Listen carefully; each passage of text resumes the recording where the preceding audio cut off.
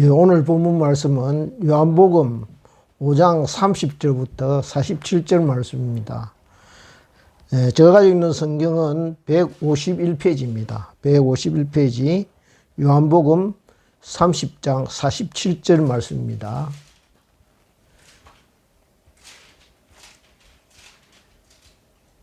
예, 찾으셨으면 같이 제가 본문을 찾으셨으면 제가 본문을 읽겠습니다. 5장 30절입니다. 내가 아무것도 스스로 할 수 없노라. 듣는 대로 심판하노니 나는 나의 뜻대로 하려 하지 않고 나를 보내신 이의 뜻대로 하려 하므로 내 심판은 어려우니라. 내가 만일 나를 위하여 정언하면 내 정언은 참되지 아니하되 나를 위하여 정언하시는 이가 따로 있으니 나를 위하여 정언하시는 그 정언이 참인 줄 아노라. 너희가 요한에게 사람을 보내매 요한이 진리에 대하여 정언하였느니라. 그러나 나는 사람에게서 정언을 취하지 아니하노라. 다만 이 말을 하는 것은 너희로 구원을 받게 하려 함이니라. 요한은 커서 비추이는 등불이라. 너희가 한때 그 빛에 즐거이 있기를 원하였거니와 내게는 요한의 증거보다 더 큰 증거가 있으니 아버지께서 내게 주사 이루게 하시는 역사 곧 내가 하는 그 역사가 아버지께서 나를 보내신 것을 나를 위하여 증언하는 것이요 또한 나를 보내신 아버지께서 친히 나를 위하여 증언하셨느니라. 너희는 아무 때에도 그 음성을 듣지 못하였고 그 형상을 보지 못하였으며 그 말씀이 너희 속에 거하지 아니하니 이는 그가 보내신 이를 믿지 아니함이라. 너희가 성경에서 영생을 얻는 줄로 생각하고 성경을 연구하거니와 이 성경이 곧 내게 대하여 증언하는 것이니라. 40절입니다. 그러나 너희가 영생을 얻기 위하여 내게 오기를 원하지 아니하는도다. 나는 사람에게서 영광을 취하지 아니하노라. 다만 하나님을 사랑하는 것이 너희 속에 없음을 알았노라. 나는 내 아버지의 이름으로 왔음에 너희가 영접하지 아니하나 만일 다른 사람이 자기 이름으로 오면 영접하리라. 너희가 서로 영광을 취하고 유일하신 하나님께로부터 오는 영광은 구하지 아니하니 어찌 나를 믿을 수 있느냐.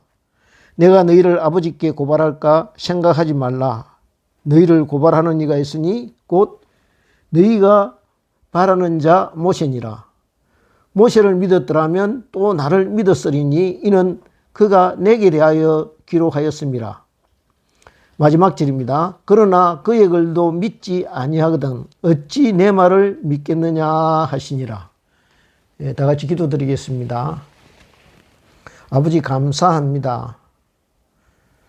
또 우리가 이 구정 명절을 주님 예배하면서 보낼 수 있게 하시고 모여서 이렇게 말씀 듣게 하여 주시니 감사합니다.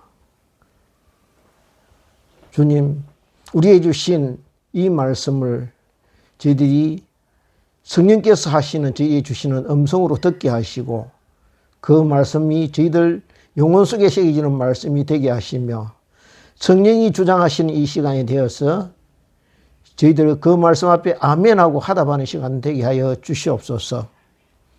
함께하여 주심을 믿사옵고 예수 그리스도의 이름으로 기도드리옵나이다. 아멘. 흔히 주위 어떤 공동체 식구 중 누구를 보고 믿음이 좋다, 또 신앙이 좋다, 성숙되었다라고 말하는 경우가 있습니다. 그렇게 성숙한 믿음, 자라나는 신앙을 강조하는데 그러면 과연 무엇을 성숙하다고 말하는 것일까? 그 기준이 과연 어디에 있는 것일까? 궁금하지 않습니까? 그런데 다른 것이 아니고 저는 기도가 믿음의 성숙도를 나타내는 바로미터라고 그렇게 생각합니다.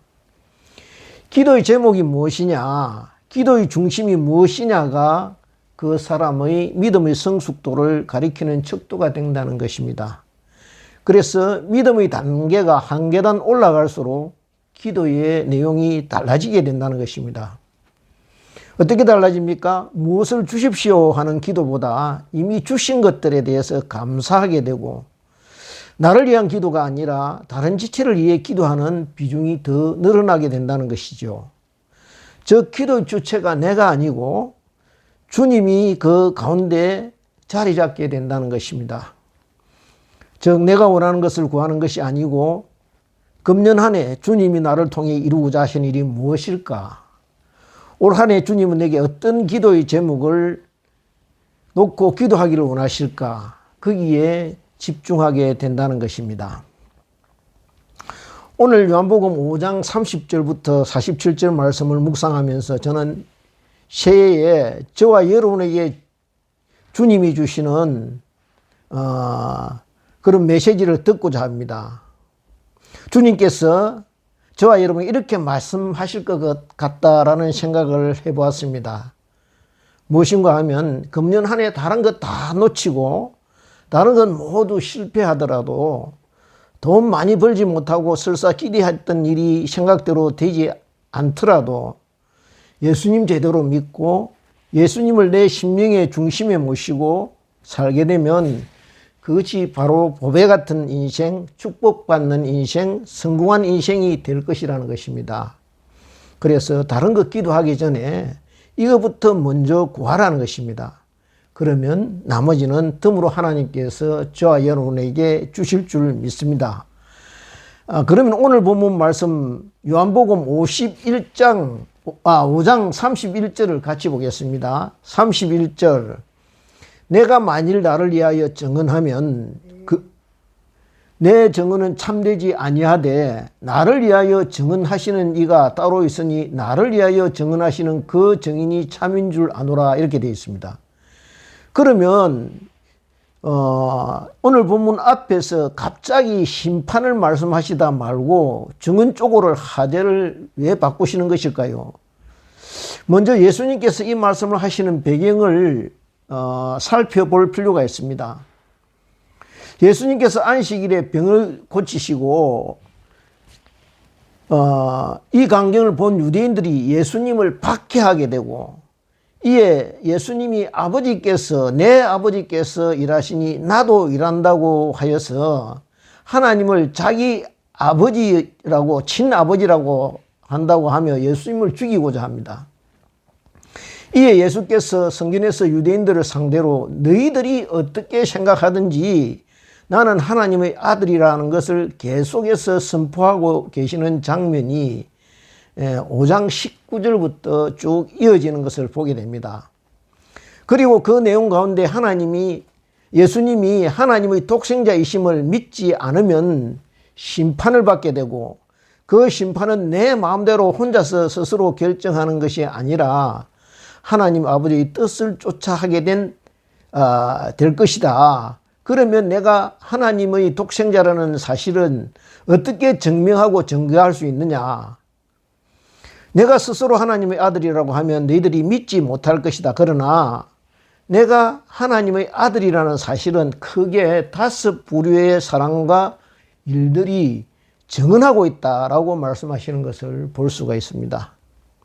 그래서 이런 증언과 증거들을 보면 예수님이 하나님의 아들이라는 사실을 분명하고 확실하게 깨달을 수 있다는 것이죠. 오늘 저와 여러분은 예수님께서 직접 나는 하나님의 아들이다 라는 증거를 제시하는 이 현장과 사건들을 살펴보면서 우리는 주님은 살아계신 하나님의 아들이십니다. 나를 위하여, 나의 죄를 위하여 십자가에 달려 돌아가신 하나님의 아들이십니다. 내가 주님 때문에 다시 살아났습니다. 주님이 나를 다시 살려놓으셨습니다. 주님, 금년 한 해 성령님 나를 다스리고 나를 가르치시고 나를 주장하셔서 주님 나라가 우리 마음에, 우리 가정에, 우리 나라에 임하게 하시옵소서 기도하기 소원합니다. 주님이 죽어가는 우리나라를 살리실 줄 믿습니다. 주님 생명을 시들어가는 내 심령에 생명을 불어 넣어 주시옵소서. 소생케 하시옵소서. 그래서 내가 먼저 살아야 우리 가정이 살 줄 믿습니다. 내가 바로 서야 우리 가정과 나라가 주님 앞에 바로 설 줄 믿습니다. 이렇게 고백하는 시간이 되기를 원합니다. 32절을 볼까요? 32절 보시면은 나를 위하여 증언하시는 이가 따로 있으니 나를 위하여 증언하시는 그 증언이 참인 줄 아노라. 여기에 나를 위하여 증언하는 이가 있다고 말씀하셨습니다. 과연 누구일까요? 다 같이 요한복음 14장 16절을 보겠습니다. 요한복음 14장 16절을 보겠습니다. 요한복음 14장 16절입니다. 찾으셨으면 제가 읽겠습니다. 내가 아버지께 구하겠으니 그가 또 다른 보혜사를 너희에게 주사 영원토록 너희와 함께 있게 하리니 17절 그는 진리의 영이라 세상은 너희 그를 받지 못하나니 그는 보지도 못하고 알지도 못함이라. 그러나 너희는 그를 아나니 그는 너희와 함께 가심이요 또 너희 속에 계시겠습니다 라고 되어 있습니다. 한 군데를 더 보겠습니다. 고린도전서 12장 3절입니다. 신약성경 276페이지입니다. 신약성경 276페이지입니다. 신약성경 276페이지입니다. 이렇게 되어 있습니다. 그러므로 내가 너희에게 알리노니 하나님의 영으로 말하는 자는 누구든지 예수를 저주할 자라 하지 아니하고 또 성령으로 아니하고는 누구든지 예수를 주시라 할 수 없느니라 라고 되어 있습니다. 무엇을 말씀하십니까?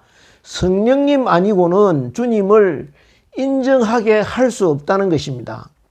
보혜사 성령께서 그 마음에 감동을 주셔야만 이 고백을 입술로 뱉어내게 된다는 것입니다. 마태복음 16장에 보면요, 예수님께서 가이사라 빌립보 지방에서 제자들에게 물으시는 장면이 나옵니다.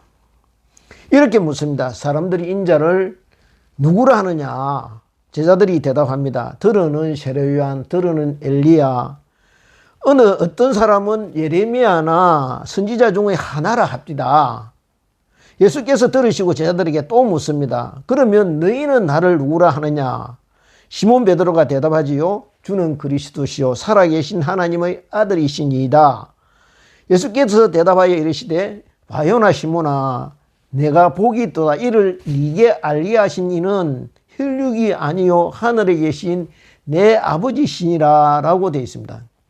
그런데 이렇게 고백한 제자 베드로가 나중에 어떻게 됩니까? 예수님 잡아 죽이겠다고 대제사장과 군사들이 들어닥치니까 그러마 나 살리라 하고 도망갑니다. 그리고 멀찍이 뒤따라가서 제사장 뜰에 있다가 주님을 3번이나 부인하게 됩니다. 주님이 부인할 줄 몰랐습니까? 아니, 알았습니다. 베드로가 자신을 버릴 줄 아셨습니다. 그래도 주님은요, 그리스도시요 살아계신 하나님의 아들이십니다. 그 고백을 들으시고 바요나 시몬아 내가 복이 있도다 라고 말씀하십니다. 왜요? 적어도 그 고백을 할 때 그 심령을 보신 것입니다. 그 중심을 보신 것입니다.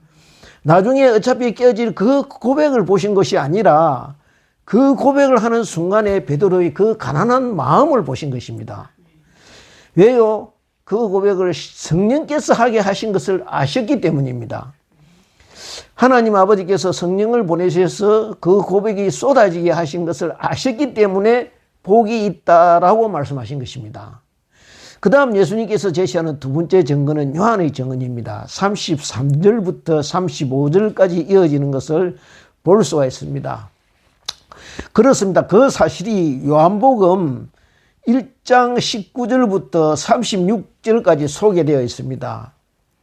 그는 드러내어 말하고 숨기지 아니하였다고 기록되어 있습니다. 예루살렘에서 유대인들이 제사장들과 레위인들을 요한에게 보내어 물었습니다. 네가 누구냐라고 물었지요.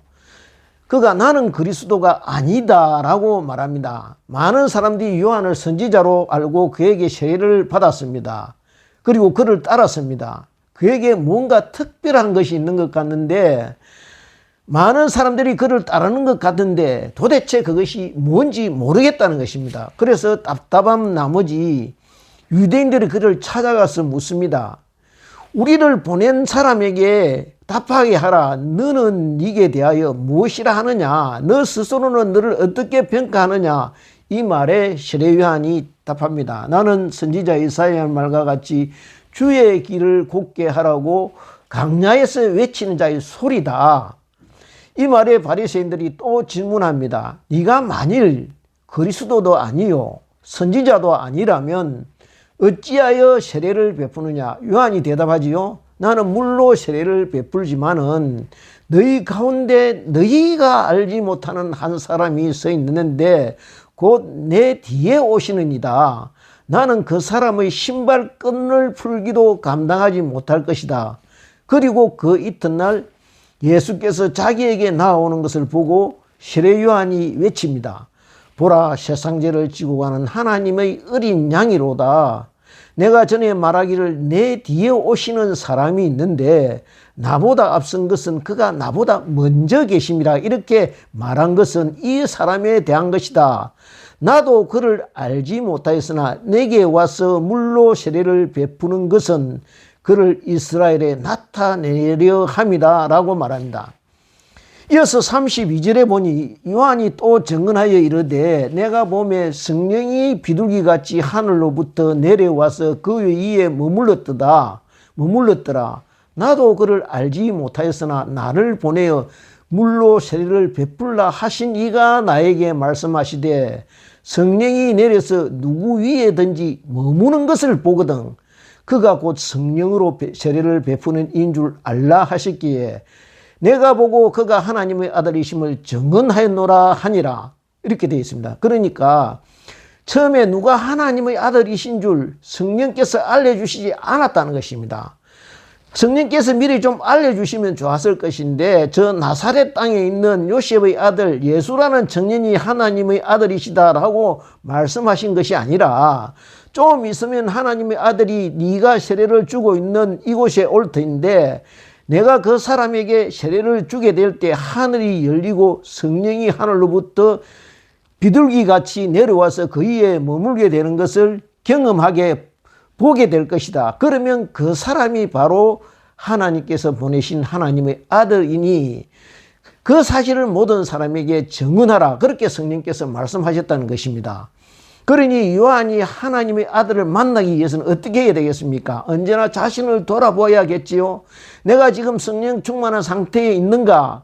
언제라도 하나님의 아들이 앞에 나타나면 성령께서 말씀하신 분이 바로 이분이라구나. 이분을 세상 사람들에게 알리라고 하셨구나 할 수 있도록 항상 성령 충만한 상태로 깨어있는 사람으로 지내게 하셨다는 것입니다. 이처럼 보혜사 성령님을 예수님을 제대로 알게 하시고 그가 우리의 구원을 위하여 어린 양이 되신다는 사실을 알려주십니다. 요한의 제자 중 두 사람이 예수님을 따라갑니다. 왜요? 세례 요한의 말을 듣고서요. 세례 요한이 보라 하나님의 어린 양이로다 하는 말을 듣고 따라갑니다. 아무것도 몰랐습니다. 예수님에 대한 사전 정보가 있는 것도 아닙니다. 그저 세례 요한이 하는 말, 저분이 하나님의 아들이시라는 것, 그 하나님의 아들이 세상 죄를 지고 이 땅에 어린 양으로 오셨다는 그것을 듣고 예수님을 따라갑니다. 왜요? 죄 문제 때문이에요. 이분 말고는 내 죄 문제를 해결할 방법이 없다는 거예요.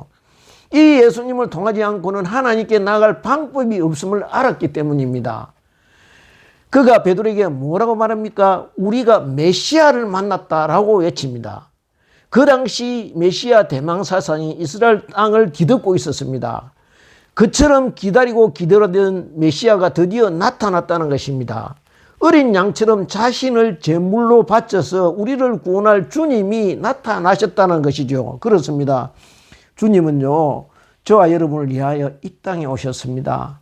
세력자로서 이 땅에 오신 것이 아닙니다. 압제받고 고통당하는 사람들, 억눌리고 고통받는 백성을 위하여 이 땅에 오셨습니다. 그러나 이 말이 예수님께서 이 땅에 어떤 정치 집단을 대표한다거나 정치 사상이나 집단을 두둔하며 지지한다는 뜻을 가지고 있지는 않습니다. 오직 예수님이 우리에게 오신 목적과 이유는 단 한 가지뿐입니다. 그분은 저와 여러분의 죄 문제를 해결하기 위하여 이 땅에 오신 것입니다. 그분은 저와 여러분의 죄를 담당하시려고 어린 양으로 우리가 있는 이 땅에 찾아오신 것입니다. 만일 제가 아니라면 그분이 저와 여러분을 찾아오실 이유가 아무것도 없는 것입니다. 어찌할 수 없는 제 문제를 해결해 주시라고 저와 여러분을 찾아오신 것입니다. 메시아로 오신 것입니다. 요한이 외친 핵심도 이것입니다. 그래서 회개하라, 천국이 가까이 왔느니라 라고 외친 것입니다. 요한은 우리에게 세상죄를 지고 가는 하나님의 어린 양을 보라고 하십니다. 그를 만나 제 문제를 해결하라고 하시는 것입니다. 하는 것입니다. 그분이 우리 죄를 해결할 분이라고 외치는 것입니다. 벌써 2026년이 시작된 지도 한 달하고 보름이 지났습니다. 금년 농사를 시작하려고 지난해 농사를 짓고 경작하던 밭들을 돌아보니까요, 이것저것 정리하고 불태워야 할 것들이 가득 쌓여 있었습니다. 한 해 농사를 시작하기 전에 제일 먼저 서둘러야 할 일이 있습니다. 쓸데없는 것들, 찌꺼기들, 밭에 가득 있는 너절부리한 것들을 불태워 없애는 것이 급선무입니다. 제멋대로 자란 장가지들을 가지치기 하는 일이 우선입니다. 밭을 정리하는 일입니다. 갈거지가 끝난 들판에 쓰레기 더미를 불태우듯 우리의 육신의 밭을 태우기를 원합니다. 깨끗하고 정갈한 열매를 기대하면서 우리 속에 있는 정욕의 찌꺼기들, 쏙된 쓰레기들을 성령의 불로 태우기를 원합니다. 그래서 요한이 강야에서 외쳤습니다. 주의 길을 예비하라고 선포했습니다. 무엇보다 회개에 합당한 열매를 맺으라고 외친 것입니다. 그렇게 요한은 예수님의 길을 비추는 빛으로 이 세상에 왔던 것입니다. 그런데 오늘 본문 36절에서 예수님은 요한의 증거보다 더 큰 증거가 있으니 아버지께서 내게 주사 이루게 하시는 그 역사가 하나님께서 나를 보내신 것을 증언하는 것이라 말씀하십니다.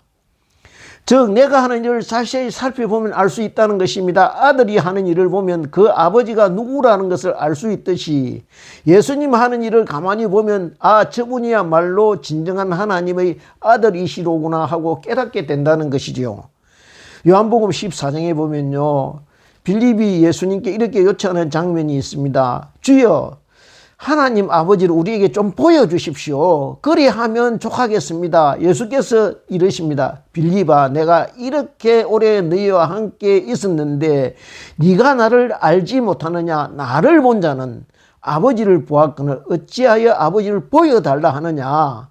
내가 아버지 안에 거하고 아버지가 내 안에 계신 것을 내가 믿지 아니하느냐? 내가 너희에게 이르는 말은 스스로 하는 것이 아니라 아버지께서 내 안에 계셔서 그의 일을 하시는 것이다. 내가 아버지 안에 거하고 아버지께서 내 안에 계심을 믿으라. 그렇지 못하겠거든 내가 행하는 그 일로 말미암아 나를 믿으라. 내가 진실로 너희에게 이르노니 나를 믿는 자는 내가 하는 일을 그도 할 것이요 또한 그보다 큰 일도 하려니 이는 내가 아버지께로 감이라 라고 말씀. 그러니까 예수님 이름으로 예수님 믿고 선포하고 나가면 하나님이 내 안에서 일을 하시는 것을 보게 되려는 것이죠. 예수님의 이름과 능력이 나타나는 현장을 목격하게 될 것이라는 것입니다. 그래서 주님이 일하는 방식은요, 세상 사람들이 하는 방식과 180도 다른 방식을 사용합니다. 고린도전서 1장 18절에 바울사도는 고린도교회 성도들에게 이렇게 권면합니다. 신약성경 263페이지입니다. 신약성경 263페이지입니다.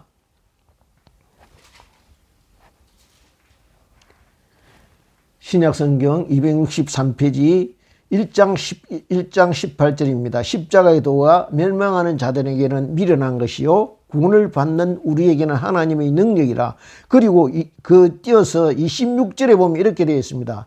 형제들아 너희를 부르심을 보라. 육체를 따라 지혜로운 자가 많지 아니하며 능한 자가 많지 아니하며 문벌 좋은 자가 많지 아니하도다. 그러나 하나님께서 세상의 미련한 것들을 택하사 지혜 있는 자들을 부끄럽게 하시고 세상의 약한 것들을 택하사 강한 것들을 부끄럽게 하려 하시며 하나님께서 세상의 천한 것들과 멸시받는 것들과 없는 것들을 택하사 있는 것들을 폐하려 하시나니 이는 아무 육체도 하나님 앞에서 자랑하지 못하게 하려 하심이라.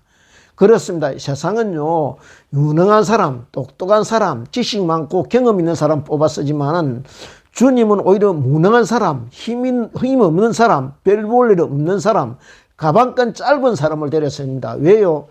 그래야 아니 어떻게 그런 사람이 이런 일을 하였을까? 아마 그것은 사람이 한 게 아니라 주님이 하신 일이야 라고 인정하게 되기 때문입니다. 그래야 쓰임받는 일꾼도 내가 아닙니다. 주님이 하셨습니다. 주님 은혜입니다 라고 고백하기 때문입니다.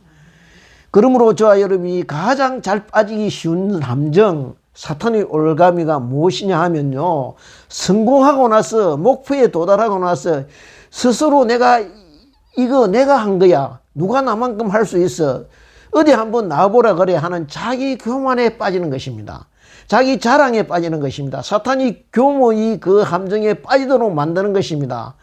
지금요 우리 대한민국 전체가 이 함정에 빠지게 된 것입니다. 하나님의 은혜로 이때껏 흘린 선배들의 기도와 헌신과 땀으로 이만큼 잘 살게 되고 성공하게 되고 인정받게 되었으면 감사하게 여기고 겸손하고 옛날을 돌아보고 주위에 나누고 이웃 섬기고 하나님 섬기는 일에 게으르지 말아야 하는데 그저 땅의 일에 목숨 걸고 그게 전부인 것처럼 살고 있으니 어디 이쯤에서 어디 너희들끼리 한번 해보거라 하나님께서 잠시 손을 놔버리지 않았나 하는 생각이 들게 됩니다. 그러나 지금도 늦지 않았습니다. 저와 여러분이 이렇게 된 원인이 어디 다른 데 있는 것이 아니라 나 때문이라고 여기며 하나님 앞에 겸손히 엎드리며 하나님 이 모든 것이 누구 때문이 아니라 제 잘못입니다. 제가 아이들 자라나는 세대들 앞에서 먼저 말씀대로 살지 않았습니다. 하나님 영광보다 자기 영광 더 구하고 하나님 자랑보다 내 자랑에 빠져 있었습니다. 주님의 기쁨이 되려 하기보다 자기 만족을 더 쫓아갔습니다. 하나님 말씀보다 돈을 우선순위에 두고 살았습니다. 자녀들에게 말씀 심어주는 일을 게을리하였습니다. 하나님 우리를 불쌍히 여겨 주옵소서. 이 땅에 긍휼을 베풀어 주옵소서. 그래서 이 땅이 다시 회복될 수 있도록 은혜의 때를 거두어가지 마시옵소서 기도하기를 원합니다. 그럴 때 여호와의 긍휼이 이 땅에 임하게 될 것입니다.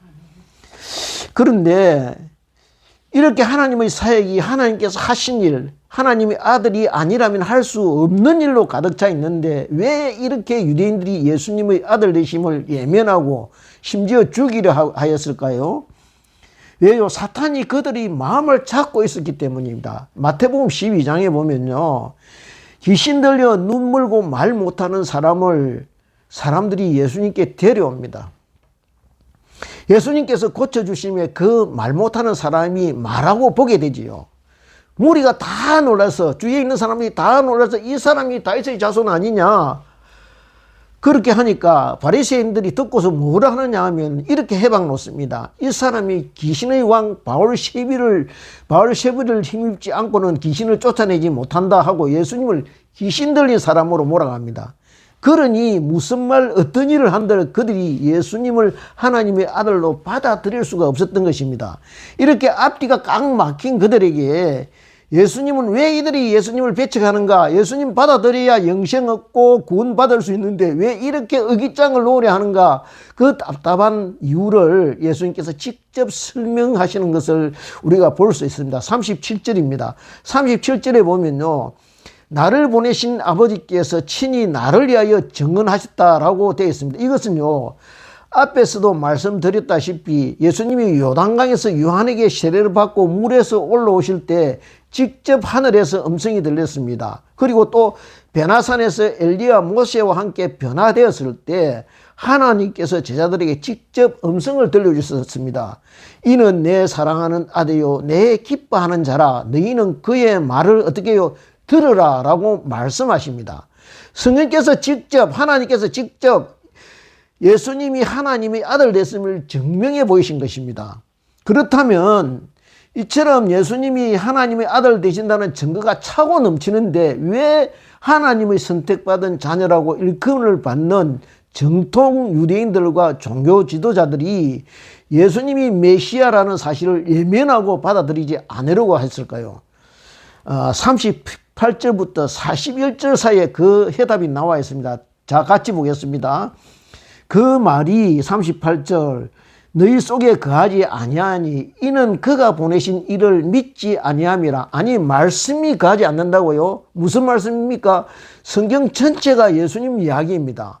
구약 성경 전체가 온통 예수님 이야기로 그렇게 예언되고 도배되어 있습니다. 왜냐하면 그들은 그저 듣고 싶은 대로 듣고 저들이 생각하는 대로 성경을 해석하고 이해하려 한다는 것입니다. 성경을 몰라서가 아닙니다. 39절을 보면 어떻게 되어 있습니까? 예수님께서 질책하고 계십니다. 너희가 성경에서 영생을 얻는 줄 생각하고 성경을 연구하거니와 이 성경이 내게 대해서 증언하는 것이니라 하고 확실하게 말씀하고 있는 것을 볼 수가 있습니다.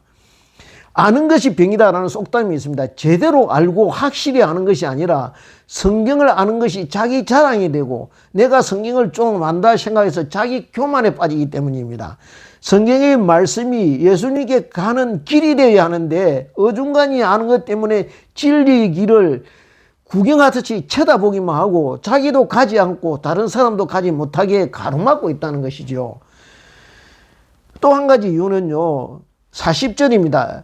그러나 너희가 영생을 얻기 위하여 내게 오기를 원하지 아니하노도다. 나는 사람에게서 영광을 취하지 아니하노라. 무슨 뜻입니까? 입으로는 하나님 영광과 하나님 사랑을 외치지만 속으로는 자기 영광, 자기 자랑, 자기 만족을 구한다는 것입니다. 즉 성경을 통하여 나를 내려놓고 내가 얼마나 쓸모없는 인간인가, 내가 얼마나 바람치 않고 형편없는 인간인가, 자기를 바로 봐야 예수님 만나게 될 터인데 성경을 통하여 다른 사람을 정죄하고 다른 사람과 비교해서 그것을 자기 자랑으로 삼으니 절대로 예수님을 만나지 못한다는 말씀인 것입니다. 그렇습니다. 모세의 율법을 통하여요, 금강석같이 굳은 자기 이념, 자기 생각, 자기 실체가 산산조각 나고 부서져 가루가 되어서 하나님이 사람을 흙으로 빚으시기 전에 그 티끌 같은 상태로 가루로 돌아가야 비로소 새로운 복음의 사람, 영의 사람으로 재창조되고 빚어질 수가 있게 되는 것입니다. 그렇지 못하니 그저 땅의 사람만 갈수록 기세등등해지고 막강해지는 것입니다. 258장 찬송가 가사를 보면 이렇게 되어 있습니다. 예수로 나의 구주 삼고 성령과 피로서 거듭나니 이 세상에서 내 영혼이 하늘의 영광 누리도다. 무슨 뜻입니까? 우리가 거듭나게 되면, 우리가요 성령과 피로서 거듭나게 되면 이 땅에서도 하늘의 영광을 누리게 된다는 것입니다. 즉 제3을 받아 하나님과 같이 동거하면서 하나님의 아들로 살게 되는 것이니 그만큼 큰 영광이 어디 있느냐는 것입니다.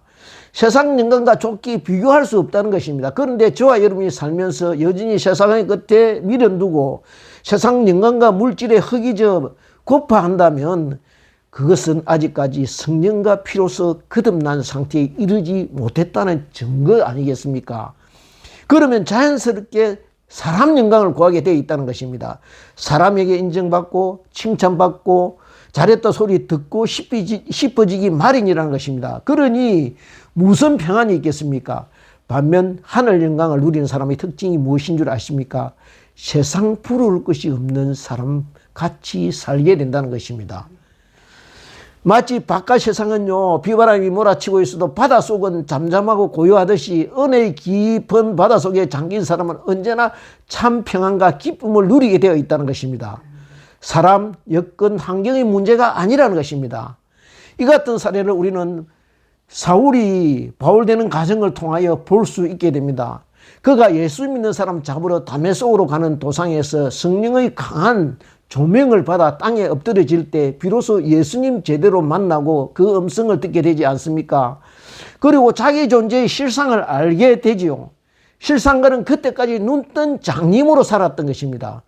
그 눈이 언제 떠집니까? 하나님의 사람 아나니아가 안수 기도를 할 때 눈에 비늘 같은 것이 떨어졌다고 되어 있습니다. 즉 그때까지 그가 본 세상은 헛상이었다는 것을 말해줍니다.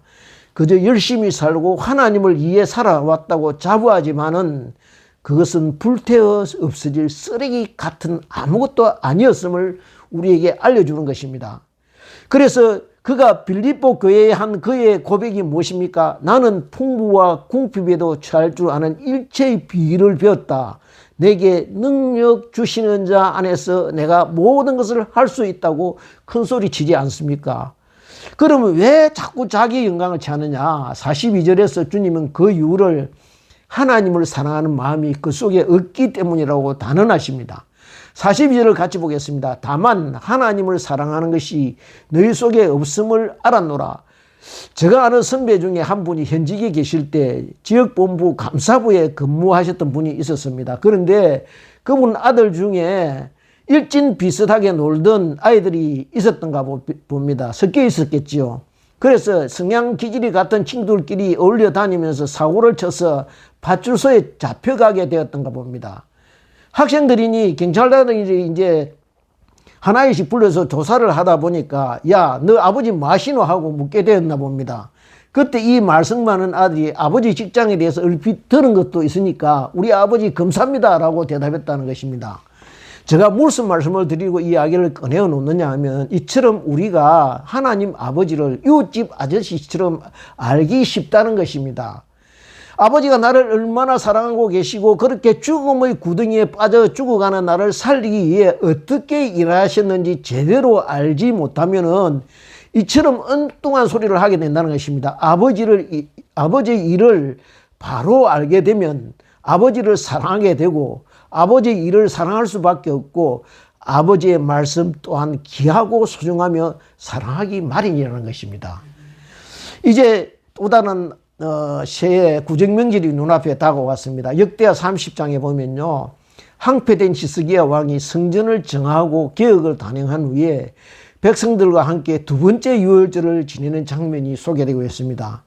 그는 이 두 번째 유월절을 지내면서 그 당시 아수르에 멸망당한 북이스라엘의 유민들에게 보발꾼을 통해서 편지를 보내어 이 유월절 제사에 참여하도록 초청합니다. 생각해 보십시오. 하나님의 택한 백성, 이스라엘 백성이 이방인인 아수르의 발길에 짓밟혀 만신창이가 되어버렸습니다. 하나님이 계신다면서요. 하나님이 함께 하신다면요.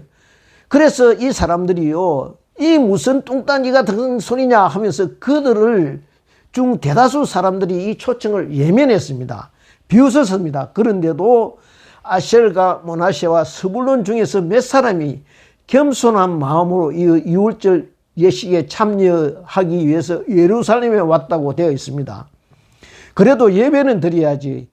이 모든 것이, 이 모든 장이 우리의 죄 때문에 일어난 일이고 우리가 그 벌을 받는 것인데 이럴수록 하나님 만나야지 아마 그런 마음으로 예배의 자리에 앉게 되었을 것입니다.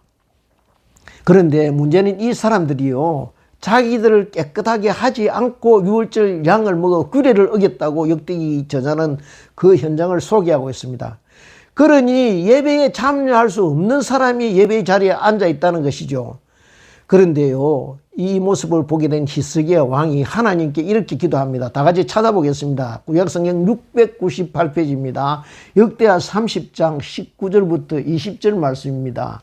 역대하 698페이지 역대하 30장 19절부터 20절입니다. 30장 19절부터 20절입니다. 제가 읽겠습니다. 결심하고 하나님 곧 그의 조상들의 하나님 여호와를 구하는 사람은 누구든지 비록 성소의 결례대로 스스로 깨끗하게 못하였을지라도 사옵소서 하였더니 여호와께서 히스기야의 기도를 들으시고 백성을 고치셨더라. 그렇습니다. 우리 조국의 형편이요, 지금 아수르의 발길에 밟힌 북이스라엘 형편과 영적으로 다르지 않습니다. 영적으로 그렇게 망가지고 무너진 상태에 있습니다. 그런데 첫 번째 유월절에 이런저런 형편으로 참여하지 못한 사람들, 그것도 그마저 참석할 수 자격 안 되는 사람들이 그럼에도 하나님 만나야 되겠다고 결심하여 예배의 자리에 앉았더니 하나님께서 같이 예배의 자리에 앉아서 함께 부르짖는 사랑하는 형제의 기도를 들으시고 그 백성을 고쳐주셨듯이 그렇게 저와 여러분을 고쳐주실 줄 믿습니다. 그렇습니다. 이번 구정명절이요, 이와 같이 남유다의 두 번째 유월절처럼 유월절처럼 하나님의 영적 상태를 하나님께 영적 상태를 고침받는 그런 명절이 되기를 소원합니다. 저 결심하고 하나님을 만나서 이전까지의 잘못된 저와 여러분이 고침을 받고 새로 출발하는 기적 같은 그런 명절이 되시기를 주님의 이름으로 축원드립니다.